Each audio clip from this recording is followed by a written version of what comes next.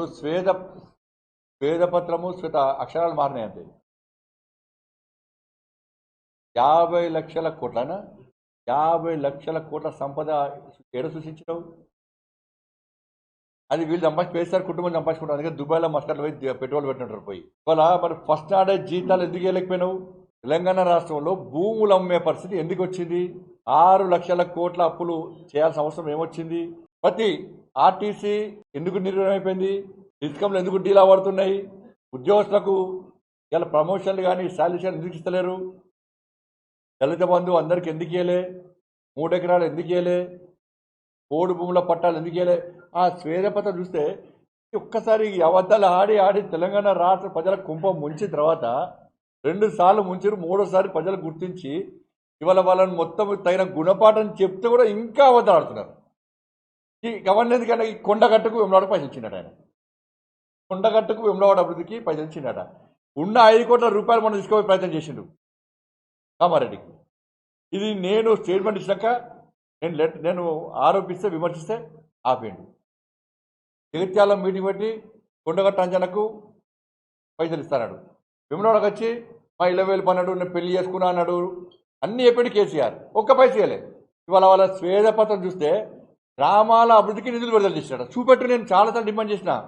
నువ్వు ఇవాళ శ్వేతపత్రం విడుదల చేసినావు, చలో డీటెయిల్ రిపోర్ట్ ఇలా గ్రామాలు వైకుంఠ ధామాలు మీ ముఖాలకి వైకుంఠ ధామాల పైసలు ఎవరిచ్చో తెలియదు మీకు.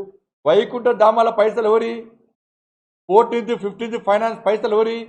కేంద్ర ప్రభుత్వం నేరుగా గ్రామ పంచాయతీలు నిలిస్తే మీ అయ్యా దొంగ సంతకాలు సర్పంచ్లను బెదిరించి దొంగ సంతకాలు పెట్టించి ఇలా డైవర్ట్ చేసిండు. గ్రామ పంచాయతీలకు నిధులు విడుదల చేస్తే సర్పంచులు కూలీలుగా మారే పరిస్థితి ఎందుకు వచ్చింది? సర్పంచులు ఆత్మహత్య చేసుకునే పరిస్థితి ఎందుకు వచ్చింది? ఇలా గ్రామాల సర్పంచులు మోడీ గారే శబాష్ అనే పరిస్థితి ఎందుకు వచ్చింది? మీ అయ్యకు వ్యతిరేకంగా, నీ ప్రభుత్వానికి వ్యతిరేకంగా, మీ పార్టీకి వ్యతిరేకంగా గ్రామ పంచాయతీ సర్పంచులు ఫోన్లలో మాట్లాడుకున్న సంభాషణలు నీకు ఇవ్వలేదా? మరి నేషనల్ హైవే పైసలు కూడా వాళ్ళే ఇచ్చిరట. నేషనల్ హైవే పైసలు కూడా వాళ్ళే ఇచ్చిరట. బస్తీ దవాఖానాల పైసలు కూడా వాళ్ళే ఇచ్చిరట. కార్పొరేషన్ల పైసలు కూడా వాళ్ళే ఇచ్చిరట. ఇక్కడ ఏకగ్రీవంగా గెలిచిన సర్పంచ్ల పైసలు ఇవ్వలే, నువ్వు గ్రామ పంచాయతీల పైసలు ఇవ్వలే.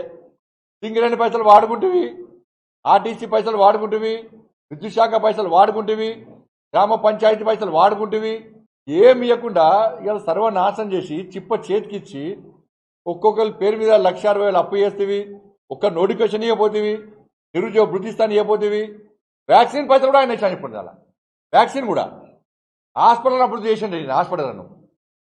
హాస్పిటల్ కనీసము ఇలా కేంద్ర ప్రభుత్వ నిధులకు ఒక్క పైస ఇవ్వలే. కోవిడ్ అప్పుడు ఇలా మీ అయ్యా మీ కుటుంబము ఇంట్లో ఉన్న ఫామ్ హౌస్లో ఉన్నారు.